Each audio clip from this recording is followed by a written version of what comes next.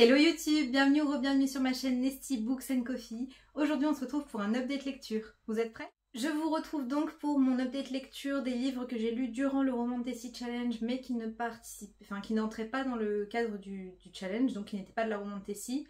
Et pour les lectures que j'ai fait ensuite jusqu'à maintenant. Nous sommes le 29 avril et je porte un gros pull que ma maman m'a fait parce que, bordel, il caille. Où est le soleil? J'ai quand même pas mal de livres à vous présenter, donc on va commencer tout de suite. Et on commence par un livre qu'on ne présente plus, il s'agit de Mémoires de la forêt de Michael Brun-Arnault, le premier tome, Les souvenirs de Ferdinand Taupe, illustré par Sanoé, publié à l'école des loisirs dans la collection Neuf. Ici on va suivre un jeune renard qui est libraire, donc il tient une librairie, et la particularité de cette librairie c'est que quand on dépose un livre, un manuscrit, on le dépose qu'en un seul exemplaire. Un jour, Ferdinand Taupe, une taupe assez âgée, va venir taper à la porte de sa librairie et lui dire qu'il souhaite retrouver ses mémoires. Le problème, c'est que le livre vient d'être vendu. Ferdinand, il est atteint de la maladie de l'oubli-tout, qui s'apparente donc à la maladie d'Alzheimer dans notre monde à nous. Et on va voir à quel point sa vie est impactée. Il ne se souvient plus de beaucoup de choses et il commence à tout doucement se perdre lui-même.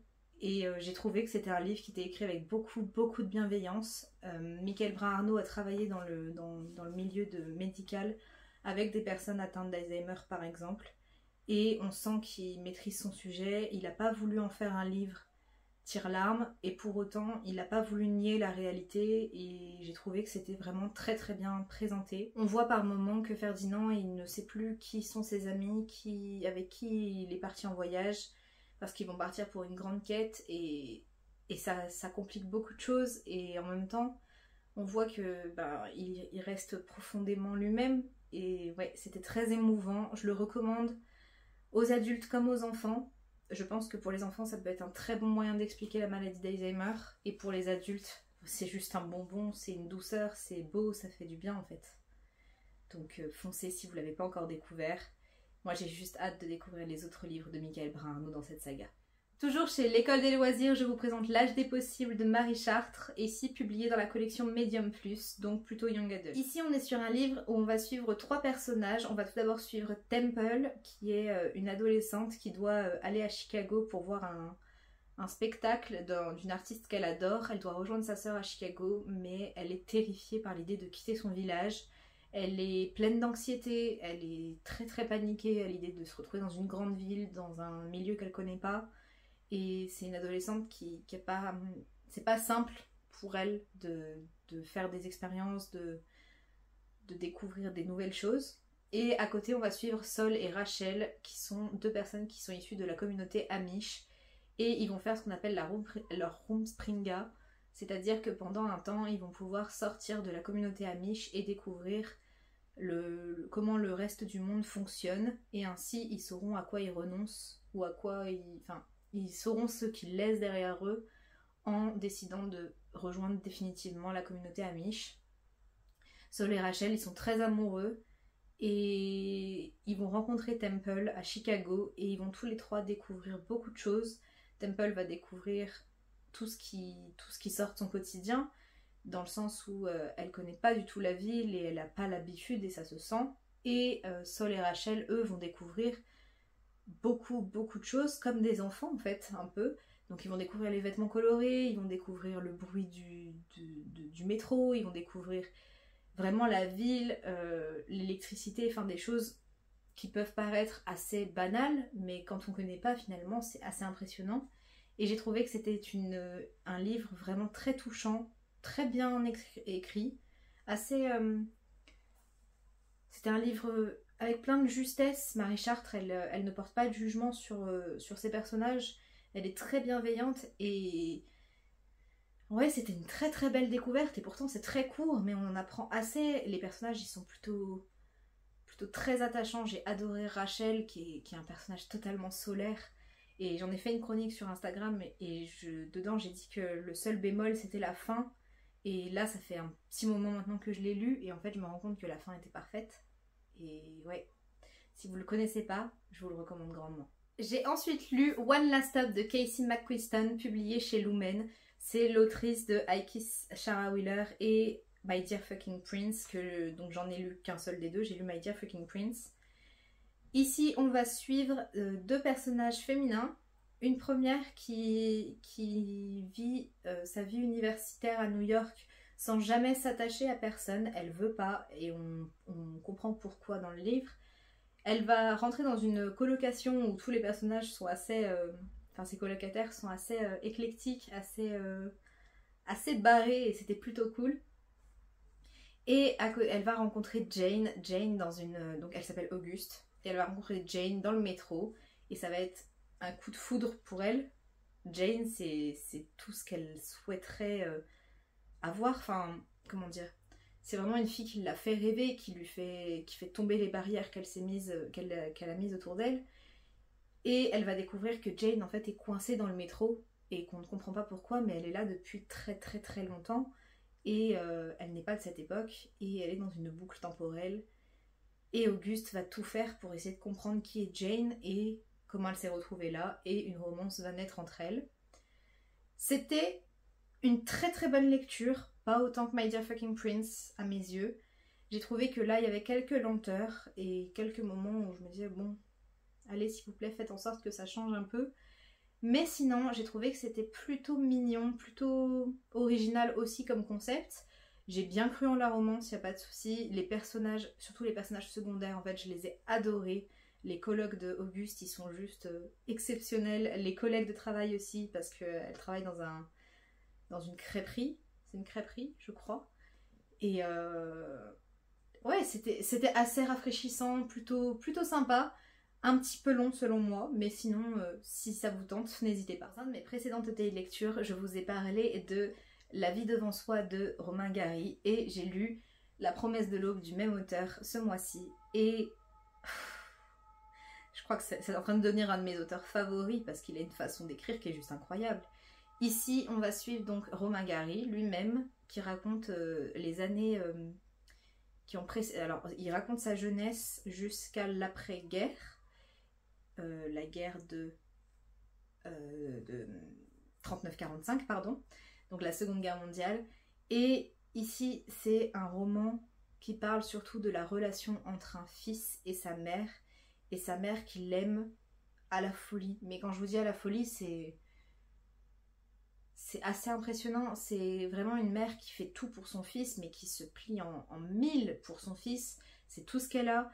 Et elle l'idolâtre presque. Donc elle lui dit qu'il sera ambassadeur, qu'il sera héros de la France, qu'il sera plein de choses, alors qu'ils sont à l'origine même pas de France, et ils viennent de débarquer, et Romain Gary il se prend un petit peu le racisme, il se prend les désillusions, et c'était très très fort comme lecture, vraiment. On voit tout le long à quel point sa mère elle le porte, et à quel point lui il essaye d'être digne de cet amour, et c'était une histoire magnifique. J'ai pleuré à la fin, et j'ai qu'une envie, c'est lire tous les autres romans de Romain Gary. Vraiment, si c'est le genre de littérature qui vous intéresse, foncez, parce que je veux pas trop en dire, mais c'est juste incroyable. J'ai ensuite lu un classique dans un tout autre genre, et j'ai lu le premier tome du Seigneur des Anneaux, La Fraternité de l'Anneau, de J.R.R. Tolkien, publié ici chez Pocket. Dans le Seigneur des Anneaux, on va suivre un hobbit, une petite créature humaine, naine un peu... Enfin, c'est un peu particulier, mais je pense que vous connaissez assez bien, qui va se retrouver en possession d'un anneau très très très très très puissant, qui peut détruire, qui peut aider le mal à détruire le bien. Et il va rencontrer tout un tas de personnages et partir dans une grande quête pour détruire l'anneau. C'était génial de redécouvrir Le Seigneur des Anneaux sous sa forme originale parce que j'ai beaucoup vu les films, mais je n'avais jamais lu les livres. Il y a des personnages qui ne sont pas dans les films, il y a des personnages qui sont beaucoup moins importants que dans les films. Par exemple, je sais que Legolas a une toute petite place dans les romans alors qu'il prend de la place quand même dans les films. J'ai bien aimé Frodon, parce que c'est vrai que j'ai du mal avec Frodon dans les films. Alors c'est le personnage principal, donc c'est un peu dommage, mais ici j'ai bien accroché avec lui. Il y a des passages qui sont chantés, donc moi je l'ai écouté en partie en audio, et je trouve que c'est une expérience vraiment très très riche. C'est une saga que je recommande pour tous les fans de fantasy, si jamais ça vous fait peur, parce qu'il y a des grandes descriptions et tout ça. Sachez que moi j'ai pas trouvé ça si... effrayant que ça. J'ai trouvé que ça se lisait vraiment plutôt aisément, donc n'hésitez pas, si jamais vous n'avez jamais découvert le roman, ou le film d'ailleurs, n'hésitez vraiment pas. D'ailleurs, concernant le niveau de lecture, je pense que ce n'est pas si compliqué que ça pour la jeunesse. Je sais qu'il y a eu pas mal de discussions autour des traductions, mais je pense que si vous trouvez une traduction qui vous convient, même pour quelqu'un d'assez jeune, ça peut être accessible. J'ai lu Seul un monstre, le tome 1 de Vanessa Len, publié chez Lumen, et ici on va suivre une jeune fille à qui on a répété qu'elle était un monstre toute sa vie, et elle comprend pas parce qu'elle se sent humaine tout simplement, et elle va tomber amoureuse, et le jour de son premier rendez-vous, elle va voyager dans le temps, et elle va comprendre qu'en fait elle a volé du temps à quelqu'un pour voyager dans le temps, et donc c'est pour ça que sa famille lui répète qu'elle est un monstre, et que c'est une famille de monstres depuis toujours. Et elle va se rendre compte que son petit ami, enfin le garçon qu'elle aime, est un chasseur de monstres. Et c'est une course-poursuite entre les deux. Elle va rencontrer d'autres monstres et elle va voyager dans le temps. Et je vous en dis pas plus parce que moi j'ai sauté dessus un petit peu sans savoir et j'ai trouvé que c'était plutôt pas mal. Le rythme est bon, ça va plutôt vite, il se passe toujours quelque chose et peut-être un petit peu trop par moment. Alors c'était parfois un peu prévisible et un peu excessif sur certains moments. Comme donc le méchant qui revoit la gentille entre guillemets toutes les 5 minutes. J'ai trouvé que c'était un petit peu particulier sur certains aspects, mais sinon le concept je le trouve génial, j'ai bien aimé l'univers, j'aime bien ces histoires de famille de monstres et de règles entre monstres, et il y a plein de choses qui se mettent en place et j'ai juste trop hâte de découvrir la suite parce que c'était vraiment une très très bonne surprise. Comme beaucoup de gens, j'ai enfin lu Le Royaume des damnés de Kerry Maniscalco, le premier tome d'une trilogie qui sortira chez Deux Saxus. Ici, on va suivre deux sœurs qui sont jumelles. Ce sont des sorcières en Italie il y a un petit moment de ça. C'est une époque un peu plus ancienne, mais je ne saurais pas exactement vous dire. Et elles doivent quand même cacher leur nature de sorcière parce qu'on a une époque où la religion prend beaucoup de place et les chasses aux sorcières existent. Toute leur vie on leur a raconté des histoires sur les 7 damnés, les 7 princes des enfers, et on leur a dit de se méfier et elles ont plein de rituels à faire pour éviter de croiser la route de ces princes qui ne sont pour l'instant pas revenus sur terre, mais on sent qu'il y a anguille sous roche. Et un jour, Emilia, une des jumelles, va découvrir que sa sœur a été assassinée, son cœur a été arraché, d'ailleurs c'est assez gore par moments. Et elle va décider d'enquêter sur la mort de sa sœur et elle va comprendre qu'en fait toutes les légendes que sa grand-mère lui a racontées depuis qu'elle est petite sont vraies. Elle va se retrouver à invoquer des démons, rencontrer les princes de l'enfer et parfois même pactiser avec eux. J'ai trouvé que c'était un livre qui était plutôt pas mal, plutôt prometteur pour la suite. Les retours en anglais étaient vraiment excellents. Je pense que la traduction n'est peut-être pas la meilleure chose qui soit, mais ça faisait le taf. C'est un livre qui est très rythmé, il se passe beaucoup de choses et parfois un petit peu redondant sur certains aspects. Donc Emilia, elle se pose beaucoup de questions, elle retourne les questions sous plusieurs formes, donc parfois c'est un petit peu long son introspection, mais sinon j'ai trouvé que l'action était plutôt prenante et j'avais très envie de savoir ce qui allait se passer. Et la fin me donne envie de lire la suite, donc ça c'est plutôt top. J'ai bien aimé les décors parce qu'on est sur des monastères en Italie et sur des petits villages côtiers, donc c'était assez intéressant. Et la famille des jumelles tient un restaurant, donc c'est un livre qui donne très faim parce qu'il parle de bouffe tout le temps. Donc ouais, c'était pas mal. Je me suis pas bien attachée au personnage principal, mais peut-être que ça viendra, parce que je la trouve de plus en plus intéressante, donc pourquoi pas. Je lirai la suite avec plaisir. Après, c'est quand même pas un coup de cœur, je pense qu'il y a quelques défauts, mais je saurais pas exactement mettre le doigt dessus. Je vous laisse aller voir les vidéos des copines de YouTube, donc Emilia de la bibliothèque d'Emilia. Je sais que Muffins and Book en a fait une aussi, a donné son avis récemment, et vous verrez que les avis sont plutôt mitigés, mais avec moi ça s'est plutôt bien passé. Un autre de Saxus qui me donnait très envie, j'ai lu Sous la porte qui chuchote de T.J. Klune, et d'ailleurs j'ai cru comprendre que la série de T.J. Klune The Extraordinaries, pardon pour mon accent, va sortir chez Deux Saxus, donc gardez les yeux ouverts. Et ici donc dans Sous la porte qui chuchote, on est sur un livre un petit peu comme La maison au milieu de la mer céruléenne, on est sur de la cozy fantasy. Et ici, on va suivre Wallace Price qui va mourir. C'est un grand avocat, mais c'est pas quelqu'un de très sympa. c'est même quelqu'un de plutôt égoïste et orgueilleux. Il va mourir, sauf que au lieu de mourir et il se passe plus rien, il va se retrouver à son propre enterrement et une faucheuse va venir le chercher et l'amener dans un café qui est en fait un passage vers ce qu'il y a ensuite. Dans ce café, il va rencontrer Hugo, le passeur qui est censé le faire passer de l'autre côté vers ce qu'il y a ensuite. Sauf que Wallace, il n'a pas envie d'être mort et on va suivre toutes les étapes de son deuil de lui-même. C'était très mignon. C'est très doux, c'est très poétique. J'adore le décor du café au milieu de la forêt. Enfin, je vous laisse admirer, mais ça représente plutôt bien. J'ai aussi pensé au terrier de la famille Weasley dans Harry Potter. C'est plutôt... ça fait penser un peu à ça. Et même niveau ambiance, parce que c'est assez douillet, assez... comment dire, convivial. Et c'était une très très belle histoire. C'est pas un aussi gros coup de cœur que La Maison au milieu de la mer céruléenne, mais ça reste une très très belle histoire avec des sujets assez importants qui sont abordés. On aborde quand même le deuil, on aborde la perte de nos proches, qu'est-ce qu'on fait ensuite. On aborde toutes les phases du deuil, donc la colère, le déni, l'acceptation, la dépression, enfin bon. On va pas faire un cours de psychologie, mais j'ai trouvé que c'était plutôt pas mal. Petit bémol sur la fin, je suis pas hyper convaincue. Mais peut-être qu'avec le recul ça changera. Mais pour l'instant je ne suis pas totalement convaincue. Après pour tout le reste, vraiment c'est un livre qui mérite d'être lu. Je sais que certains l'ont pas aimé, l'ont trouvé un petit peu trop guimauve, mais moi j'ai trouvé que c'était une petite bulle de douceur et des fois ça fait juste du bien. J'ai lu L'Empire des femmes, le tome 2 de Cassandre Lambert, publié chez Didier Jeunesse. Je vous remontre le tome 1 parce que j'ai prêté le tome 2 à ma maman, qui est complètement fan aussi, donc je l'ai fini puis je lui ai donné, histoire qu'elle puisse satisfaire sa curiosité. Dans l'Empire des femmes, on suit une société matriarcale, donc les femmes dirigent et les hommes sont réduits à l'esclavage. Ils peuvent pas faire grand chose de leur vie, ils peuvent soit devenir en gros des sortes de nounous qu'on appellera des oncles, soit partir et s'isoler sur une île jusqu'à ce qu'on vienne les chercher pour devenir des géniteurs. Et il y a toute une compétition pour devenir géniteur. Et devenir géniteur, c'est juste fournir ce qu'il faut pour faire un enfant. On va suivre dans le tome 1 Adona qui est la fille d'une grande représentante de la nation et qui doit choisir son géniteur.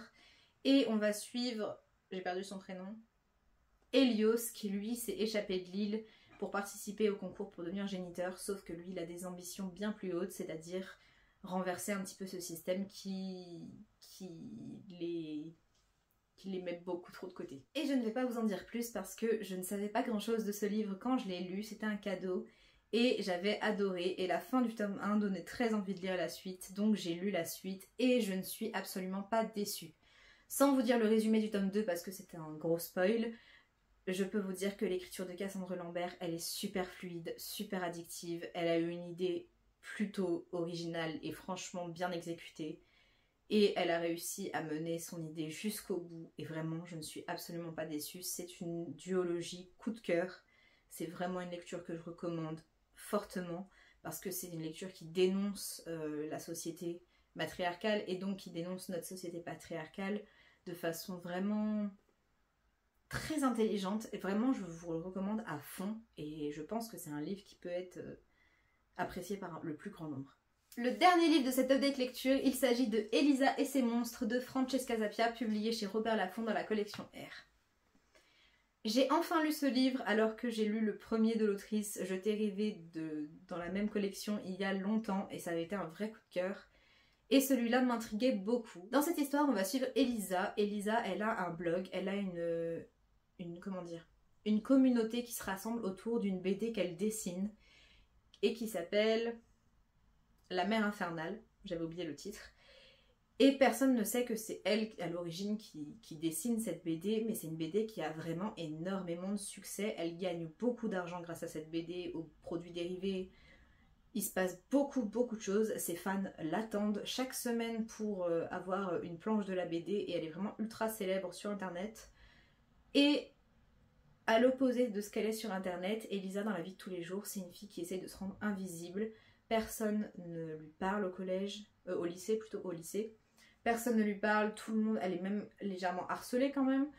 On l'appelle Elisa la glauque, enfin vraiment des choses un peu... ça c'est pas ouf. Et du coup, son seul refuge, c'est dessiner. Et un jour, un nouvel élève va arriver et elle va se rendre compte qu'il est fan de la mer infernale. Et ça bouscule un petit peu tout ce qu'elle avait imaginé faire par la suite. Elle ne sait pas si elle doit lui révéler qui elle est et je vous laisse découvrir ce qui se passe. C'est un roman qui m'a un petit peu déçue dans un sens parce que j'ai trouvé Elisa au tout début, enfin une bonne partie du roman un peu insupportable. Je la trouvais assez hautaine. Enfin c'était un peu particulier parce que je la comprenais et en même temps elle était là en mode oui mes fans m'attendent et alors que ben, c'est une gamine de 16 ans quoi, 16-17 ans donc c'était un petit peu bizarre. Par contre, par la suite, je l'ai trouvé qu'elle gagnait en profondeur. C'est un livre qui contient certains trigger warnings. On va parler de dépression, on va parler des conséquences que ça entraîne. Donc c'était pas forcément simple. Je m'attendais pas à ce qu'on parte dans ce genre de choses vu le début du roman. Et finalement, c'est un livre que j'ai pas mal aimé. C'est pas un coup de cœur parce que comme je vous ai dit, j'ai pas réussi à me retrouver dans Elisa à 100%. Mais j'ai trouvé que le traitement des choses était très très bien fait. J'ai bien aimé sa relation avec le garçon qu'elle rencontre, c'était très très mignon, mais vraiment très très mignon. Et on voit aussi ses rapports avec sa famille qui sont pas forcément évidents et qui évoluent. Donc j'ai trouvé que c'était une très belle histoire sur une adolescente, qui est pas... sur l'adolescence en fait, cette période qui est pas forcément simple.